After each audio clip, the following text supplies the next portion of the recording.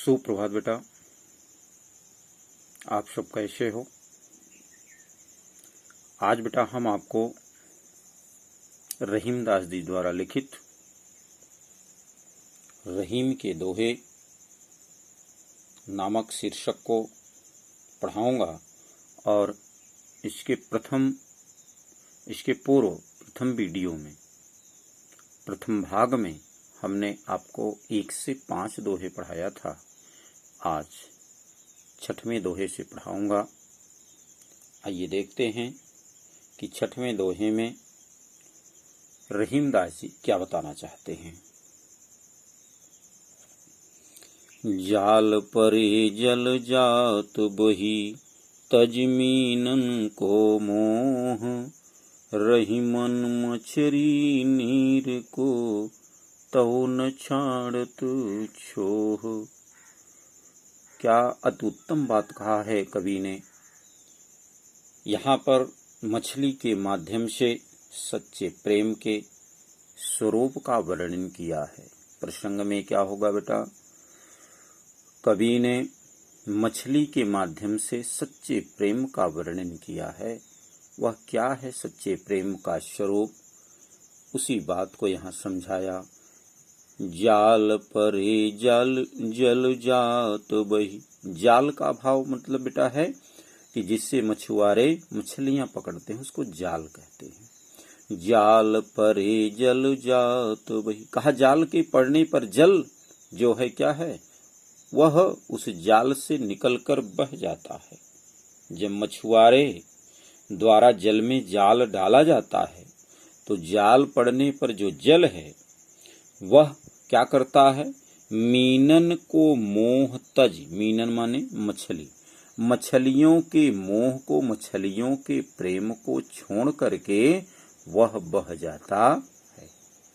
रहीमन मछरी नीर को, रहीमदास जी कहते हैं लेकिन मछली इतना उससे प्रेम करती है, किससे, नीर से, उस पानी से, उस जल से, कि मछली उस जल को इतना ही स्नेह करती है। उसी प्रेम का स्वरूप है बेटा। यहाँ पर उन्होंने कहा कि मछली उससे इतना स्नेह करती है कि तौ न छाड़त छोह। छोह का मतलब है बेटा प्रेम। कहा तौ माने तब, कहा फिर भी वह अपने प्रेम को छोड़ती नहीं है। छाड़ माने छोड़ना, कहा वह फिर भी अपने प्रेम को छोड़ती नहीं है। किस तरह से वह अपने अलौकिक प्रेम को प्रकट करती है, जबकि जल के साथ छूटने पर वह अपने प्राण त्याग देती है।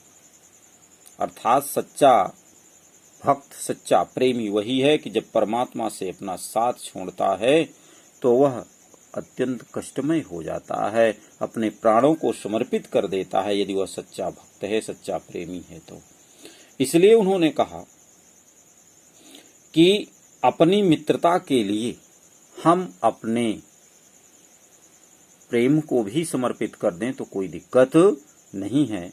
यहाँ पर मछली भी उससे इतना स्नेह करती है कि उसके न रहने पर अपने प्राणों का परित्याग कर देती है।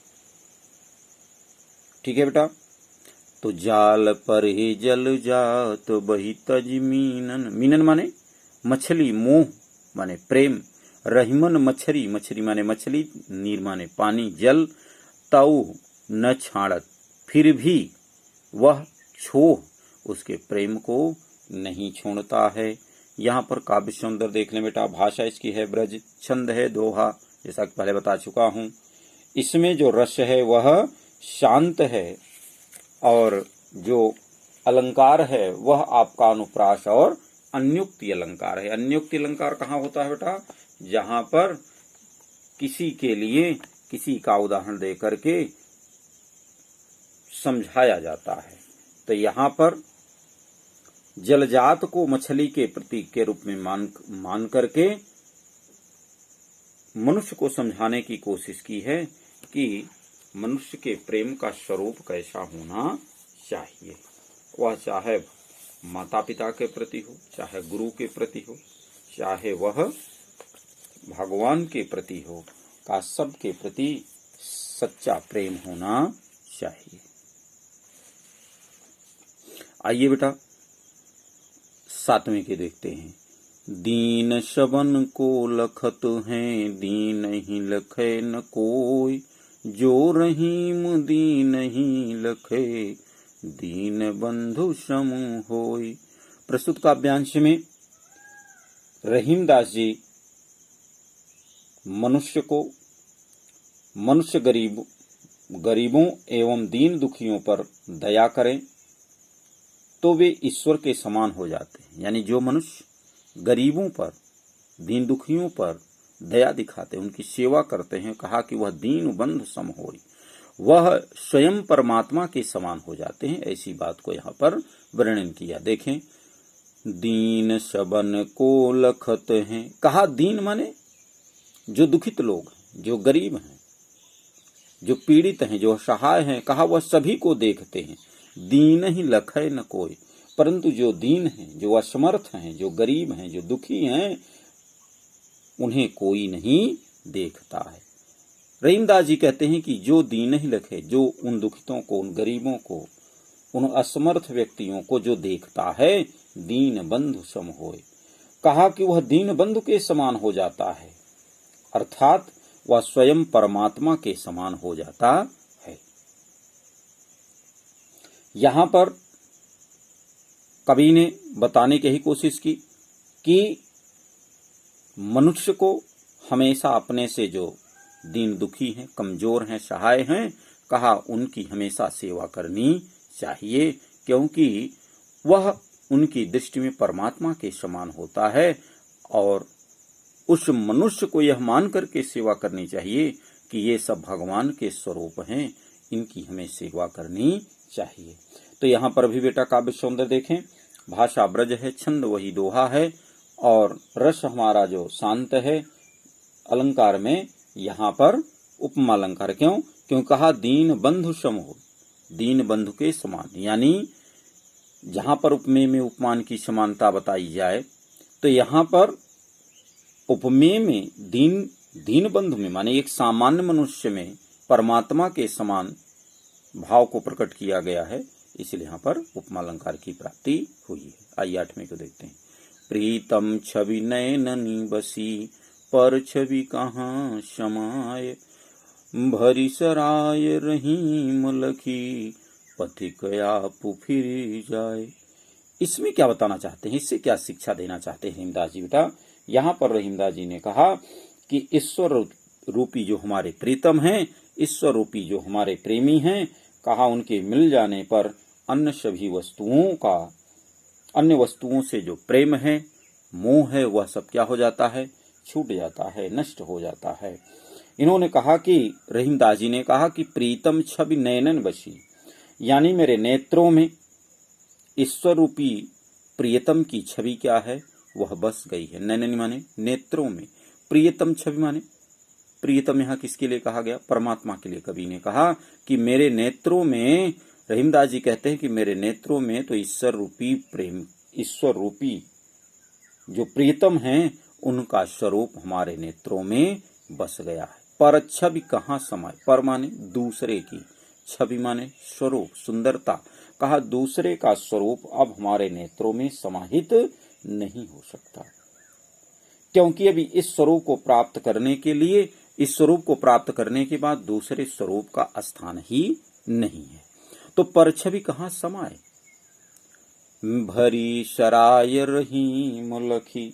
रहीमदास जी कहते हैं कि जिस प्रकार सराय माने जो यात्रियों के रहने का स्थान होता है, उसको सराय बोला जाता है। कहा कि जब, जिसे हम आप यात्री स्थल भी कहते हैं, आज कहा कि भरी सराय रहीमदास जी कहते हैं कि जब सराय को यात्रियों से भरा हुआ देख लिया जाता है, तब क्या होता है, पथिक आपु फिर जाए। जो पथिक है, जो राहगीर है, वह देख करके कि अब ये तो जो यात्रियों का रहने का स्थान है, ये भी तो भरा हुआ है, तो कहा कि वह पथिक जो है, उस सराय को देख करके, उस यात्री स्थल को देख करके वह फिर से लौट जाता है। यानी यहां पर क्या बताना चाहते हैं कि हृदय में यदि ईश्वर की भक्ति उत्पन्न हो जाए, तो फिर अन्य माया मोह जो है वह सब समाप्त हो जाता है। अर्थात वह स्वयं वह यह देखता है कि जब यात्रियों से वह सराय जो यात्रियों को रहने का स्थान है जब वह भर जाता है तो वह राहगीर वह पथिक उस स्थान वहां पर स्थान न पा करके स्वयं ही लौटकर अन्य सराय की ओर चल देता है। उसी प्रकार नेत्रों में खाली स्थान न पा करके अन्य छवि स्वयं अपने आप लौट जाती है। यानी कहना क्या चाह रहे हैं कवि, वो ये बताना चाह रहे हैं कि यदि हमारे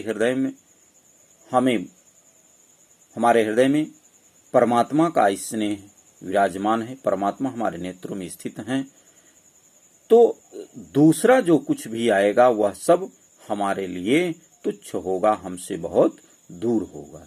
तो प्रीतम छवि नयन, प्रीतम छवि का मतलब क्या होगा? ईश्वर प्रेम। कहा ईश्वर प्रेम रूपी जो छवि है, ईश्वर रूपी जो हमारे प्रियतम है, कहा कि उनकी जो छवि है, उनका जो स्वरूप है हमारे नेत्रों में जब बस जाता है तो दूसरे छवि की वहां पर समाहित होने की आवश्यकता ही नहीं रहती, अर्थात उसमें दूसरा स्वरूप समाहित नहीं हो सकता है। जैसे यात्रियों के रहने के स्थान पर रहीमदास जी कहते हैं कि जब वह भरा रहता है स्थान तो पथिक उसे देख करके फिर वापस चला जाता है। अर्थात जब आपके नेत्रों में आपके स्वरूप, आपके आंखों में परमात्मा का स्वरूप होगा, अपने माता पिता का स्वरूप होगा, अपने माता पिता के प्रति स्नेह होगा, तो दूसरा सांसारिक जो मोह माया का स्नेह है वह कभी समाहित नहीं हो सकता। आइए बेटा यहाँ पर देखें, काव्य सौंदर्य में भाषा वही है, ब्रज छंद दोहा, और जो रस है वह शांत है, अलंकार में दृष्टांत है। दृष्टांत कहने का मतलब क्या बेटा? दृष्टांत कहाँ होता है? उन्होंने कहा कि जब किसी के प्रति किसी का प्रेम एक समान रूप से स्थापित किया जाता है तो और वह किसी विशेष दृष्टांत का वर्णन करता है, तो यहाँ पर विशेष दृष्टांत है कि ईश्वर के प्रति प्रेम हमारा कैसा होना चाहिए। इस दृष्टि से यहाँ पर दृष्टांत अलंकार की प्राप्ति हुई है। आइए बेटा 9वें को देखते हैं। रही मन धागा प्रेम का, मत तोड़ो चटकाए, टूटे फिर ना जुरे, जुरे गांठ परी जाए। क्या बढ़िया बात कहा बेटा कवि ने। रही मन धागा प्रेम का, मत तोड़ो चटकाए, टूटे से फिर ना जुरे, जुरे गांठ परी जाए। कहा रही मन धागा प्रेम का। रहीमदास जी कहते हैं इसमें क्या बताया कि हमें अपने प्रेम को बहुत संभाल करके रखना चाहिए। इसलिए कहा उन्होंने कि प्रेमी रूपी धागे अर्थात संबंध को, किसी प्रकार का जो संबंध है, किसी प्रकार का जो प्रेम है, कहा कि उसको हमें क्या करना चाहिए? चटकाए मत तोड़ो, झटके में, झटपट, झटक कर, जिसको हम आप कहते हैं सामान्य भाषा में, कहा हमें उसे नहीं तोड़ना चाहिए। अर्थात अपने किसी भी संबंध को, चाहे वह माता पिता के प्रति हो, चाहे भाई के प्रति हो, चाहे ईश्वर के प्रति हो, तो कहा कि हमें अपने उस प्रेम को, उस संबंध को झटके में नहीं तोड़ना चाहिए। जिस प्रकार टूटे फिर ना जुड़े, कहा जिस प्रकार धागा यदि वह टूट जाता है तो फिर से वह जुड़ता नहीं है, यदि वह जुड़ता है तो गांठ पड़ जाए, तो फिर उस धागे में क्या होता है बेटा? गांठ पड़ जाती है। इसलिए हमें अपने प्रेम को, अपने स्नेह को, अपने संबंध को किसी भी प्रकार झटके में नहीं तोड़ना चाहिए। जब कभी आप गुस्से में हो जाते हैं तो माता पिता से इतने रुष्ट हो जाते हैं कि मानो जैसे अब उनसे कभी जीवन में बात ही नहीं करेंगे, उनसे अलग हो जाएंगे। तो यहां पर कवि ने कहा कि हमें अपने ऐसे संबंध को कभी तोड़ना नहीं चाहिए, कभी झटके में नहीं। यदि माता पिता कहते हैं बेटा तो वह आपकी गलती पर कहते हैं, इसलिए हमें उनकी बातों को बड़े ध्यान से सुनना चाहिए, उनके भाव को समझना चाहिए, क्यों इन्होंने कहा। ठीक है बेटा, तो यहां हमने एक छोटा सा उदाहरण देकर के आपको समझाने की कोशिश की है। उसी बात को यहाँ पर रहीमदास जी ने कहा है कि हमें अपने प्रेम को, अपने संबंध को संबंध रूपी धागे को झटक करके अर्थात झटके में नहीं तोड़ना चाहिए। यदि वह प्रेम रूपी धागा टूट जाता है तो वह फिर से जुड़ता नहीं, यदि जुड़ता भी है तो उसमें गांठ पड़ जाती है। बेटा यहाँ पर देखिए, जो भाषा है ब्रज है, छंद दोहा है, और रस जो है वह शांत है, और जो अलंकार है बेटा यहाँ पर पुनोक्ति प्रकाश और रूपक अलंकार है। क्योंकि प्रेम के सच्चे रूप का परिचय यहाँ पर धागे के माध्यम से दिया गया है, इसलिए यहाँ पर रूपक अलंकार की भी प्राप्ति होती है। 10वें को देखिए बेटा, कदली सीप भुजंग मुख स्वाति एक गुण तीन, जैसी संगति बैठिए तय सोई फल दीन। यहाँ पर रहीमदास जी ने क्या बताने की कोशिश की है? संगति का प्रभाव। हमारे आपके जीवन में संगति का बहुत बड़ा महत्व है। इसलिए बेटा अभी आप बहुत छोटे हो तो संगति कैसी करनी चाहिए उस विषय पर विशेष ध्यान आपको देना है। ये नहीं कि दुष्ट की संगति कर लीजिए और फिर आप अपने आप को अच्छे विद्यार्थी बनाइए। तो कहा कि यह बहुत बड़ा कठिन काम है, संभव है। इसलिए हमें अच्छी संगति, अच्छी पढ़ाई करनी चाहिए, अच्छे विद्यार्थियों की संगति, अच्छे लोगों की संगति करनी चाहिए। संगति का मतलब है साथ। देखिए उन्होंने क्या कहा, कदली सीप भुजंग मुख स्वाति एक गुण तीन। कहा कदली सीप भुजंग। कदली माने केला, सीप माने सीप, यानी जो समुद्र में पाई जाती है बेटा, और भुजंग, भुजंग माने होता है सांप। कहा इन तीनों के मुख में स्वाति बूंद, स्वाति नक्षत्र होता है, वर्षा ऋतु के समय आता है। तो यहाँ पर कवि ने बताया कि जिस प्रकार स्वाति नक्षत्र में गिरी हुई एक बूंद, स्वाति नक्षत्र का जो जल है उस जल की एक बूंद के गुण तीन गुण हो जाते हैं। बूंद एक ही है, लेकिन वह जब पृथ्वी पर गिरती है तो कहा वह एक समान होते हुए, यानी बूंद एक ही है, लेकिन वह तीन उसके गुण हो जाते हैं, तीन रूपों में वह बदल जाती है जब वह पृथ्वी पर आती है। उसी तरह से संगति का प्रभाव है।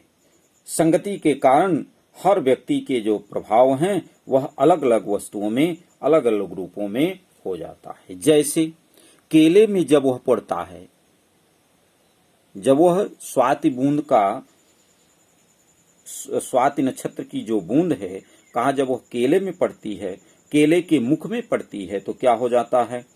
तो कहा कि वह कपूर बन जाता है। वही स्वाति नक्षत्र का जो जल की बूंद है, कहा कि जब वह स्वाति नक्षत्र के समय केले के मुख में पड़ती है तो वह क्या बन जाती है? कपूर। और वही बूंद जब सीप के मुख में पड़ती है तो क्या बन जाती है? मोती।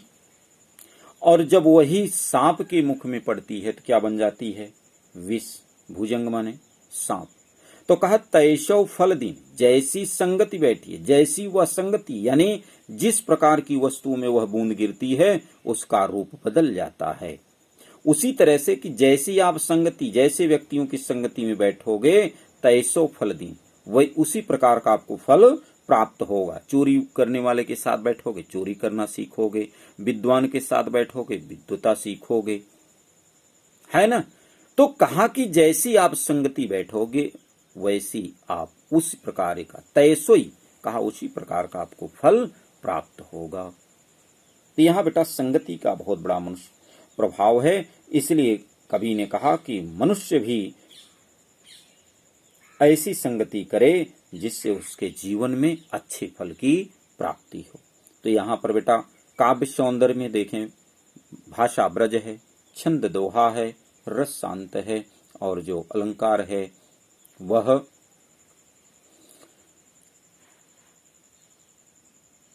अनुप्रास अलंकार है यहाँ पर। ठीक है बेटा, आगे आते हैं 11वें पद में। 11वें पद में कवि ने बताने की कोशिश की है कि परोपकार का कितना बड़ा महत्व है। तरुवर फल नहीं खात हैं, शरवर पियई नहीं पान, कही रहीम पर काज हित, संपत्ति संचयी सुजान। प्रस्तुत काव्यांश में कवि ने कहा कि परोपकार का हमारे आपके जीवन में बड़ा महत्व है। बेटा परोपकार भी करना सीखो अभी से। तरुवर फल नहीं खाते हैं, जैसे तरुवर माने वृक्ष। रहीमदास जी कहते हैं कि जो वृक्ष हैं वह फल स्वयं अपने नहीं खाते। वो क्या होता है, फल तो जाते हैं, वह फल स्वयं नहीं खाते, वो उसके फल को दूसरे लोग हम आप खाते हैं, जीव जंतु खाते हैं। तो कहा उसी तरह से हमें फल देना चाहे, उसी प्रकार का उस वृक्ष के समान हमें फल को प्रस्तुत करना चाहिए, अर्थात वृक्ष के समान हो जाना चाहिए। सरोवर नहीं पिए ही नहीं पान। कहा जो सरोवर हैं, जो तालाब हैं, कहा वह स्वयं अपना पानी नहीं पीता, वह दूसरे के लिए, परोपकार के लिए समर्पित हो जाता है। कही रहीम पर काज ही। रहीमदास जी कहते हैं पर काज ही, दूसरों के कार्य के लिए, दूसरों के हित के लिए, संपत्ति संचय सुजान। सुजान माने सज्जन लोग। जो सज्जन लोग हैं, कहा कि वह दूसरों के कल्याण के लिए, दूसरों के कार्य के लिए संपत्ति का संचय करते हैं। अर्थात मनुष्य अपनी संपत्ति का संचय दूसरों के लाभ अथवा परोपकार के लिए करता है, और करना चाहिए। लेकिन यहाँ क्या है, सब उल्टा है, सब अपने लिए संचय करते हैं। देखिए, हमें धन संचय उतना करना चाहिए जिससे अपना और अपने परिवार का भरण पोषण हो सके, यानी वह शेष जो धन है, कहा वह दूसरों के परोपकार, दूसरों के कल्याण के लिए होना चाहिए। यानी आप ऐसा भी नहीं है कि अपनी आवश्यकता को छोड़ करके दूसरे की आवश्यकता को विशेष ध्यान। उन्होंने कहा कि रहीमदास जी का इतना नहीं कहना है, उन्होंने कहा कि हमेशा हमारा जो संचय है वह अपने परिवार की अतिरिक्त अन्य का भी हमें ध्यान देना चाहिए। भले उस धन का हम दशवांश ही दान करें, फिर भी हमें दान अवश्य करना चाहिए, दूसरे का परोपकार अवश्य करना चाहिए। यानी जीवन में परोपकार का बहुत बड़ा महत्व है। बेटा फिर से एक बार देख लें। तरुवर फल नहीं खाते हैं, सरोवर पियई नहीं पान, कही रहीम पर काज हित, संपत्ति संचय सुजान। उन्होंने कहा कि जो तरुवर हैं, जो वृक्ष हैं, वह फल स्वयं नहीं खाते, सरोवर जल को स्वयं नहीं पीता है, कही रहीम पर काज हित। कहा कि वह हमेशा दूसरों के लिए, वह चाहे वृक्ष हो चाहे वह सरोवर हो, कहा वह हमेशा दूसरों के लिए, पर काज, दूसरों के कार्य के लिए, दूसरों के कल्याण के लिए, परोपकार के लिए हमेशा फल और जल को प्रदान करते हैं। उसी प्रकार जो सज्जन लोग होते हैं, कहा वह अपने धन का संचय करते हैं। यहाँ पर बेटा काव्य सौंदर्य में देखिए, भाषा वही है ब्रज, छंद दोहा और रस शांत है, अलंकार में अनुप्रास अलंकार है, क्योंकि उन्होंने कहा है सर्व संपत्ति संचय सुजान। स्वर्ण की आवृत्ति है, इसलिए यहाँ पर अनुप्रास अलंकार की प्राप्ति है। आगे ब्राह्मण को देखिए। रहीमन देखी बड़ेन को, लघुन दीजिए डारी, जहाँ काम आए सुई, कहाँ करे तरवारी।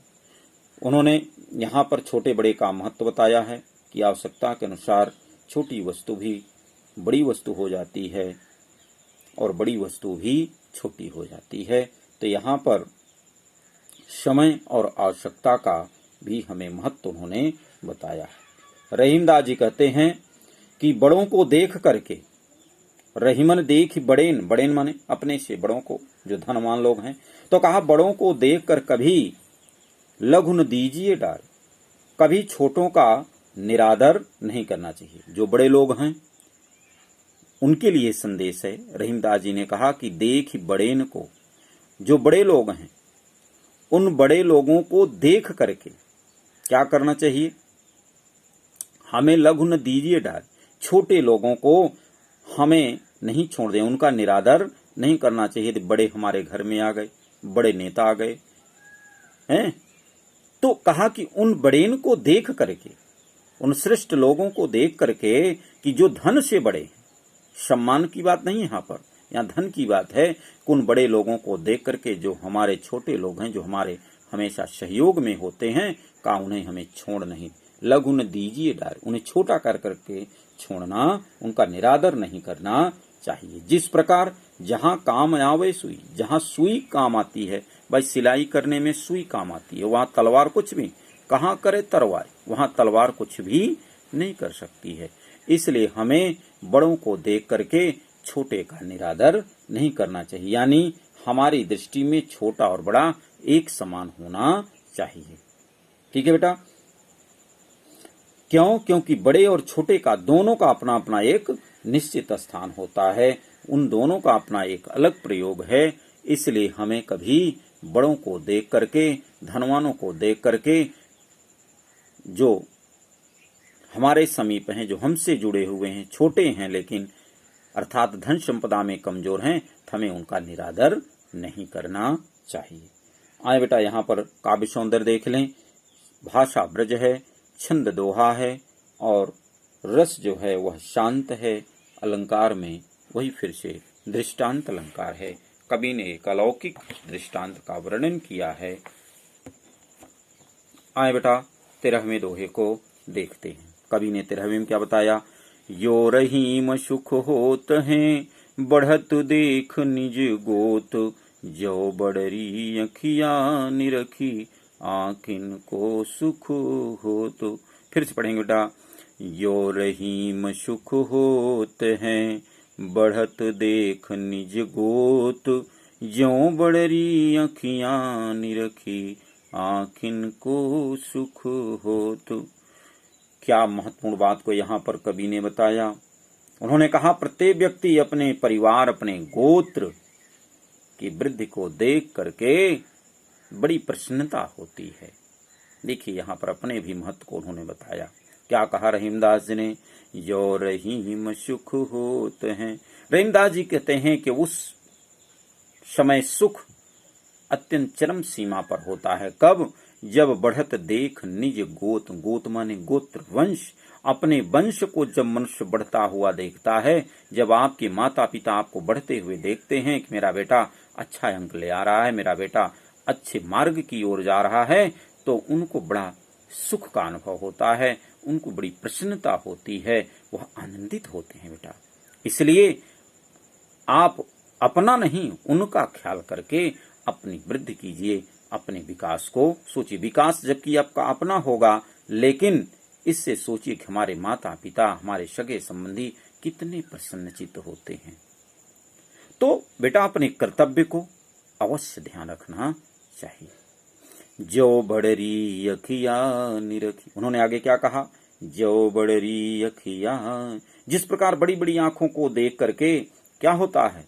आंखों को सुख होता है। जब हम शीशे में अपनी आंखों क्या देखते हैं? बड़ी बड़ी देखते हैं, तो आंखिन को सुख हो, यानी हमारे आंखों को बड़ा सुख प्राप्त होता है। जब ये आंखें, भाई हम इसको देख तो सकते नहीं, शीशे के माध्यम से देखते हैं।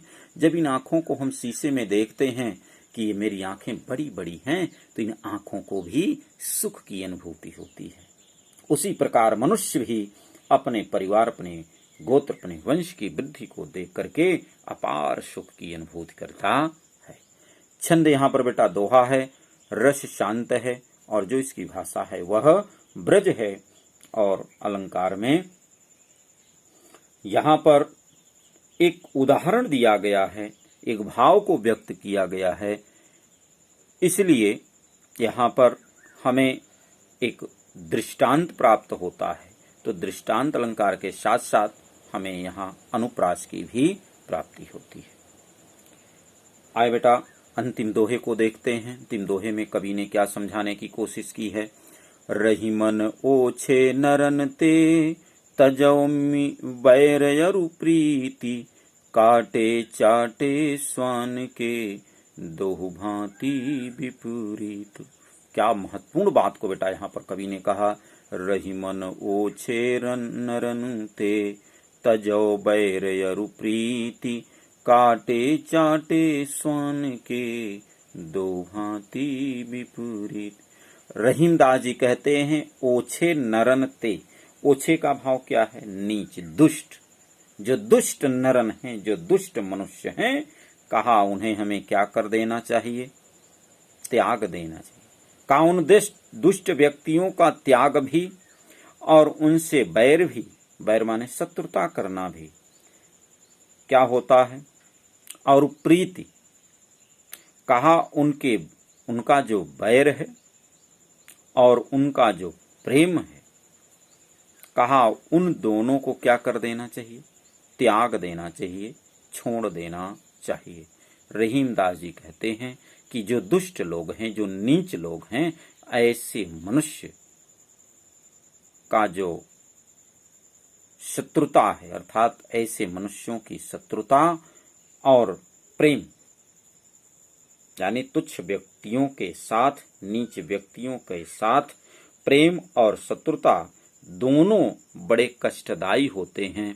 इसलिए इनका परित्याग कर देना चाहिए। न तो इनसे शत्रुता रखनी चाहिए और न इनसे प्रेम रखना चाहिए। चलो ठीक है, ये दुष्ट है, क्या हुआ, इससे हम प्रेम कर लेंगे तो कोई दिक्कत नहीं, हमें परेशान नहीं करेगा।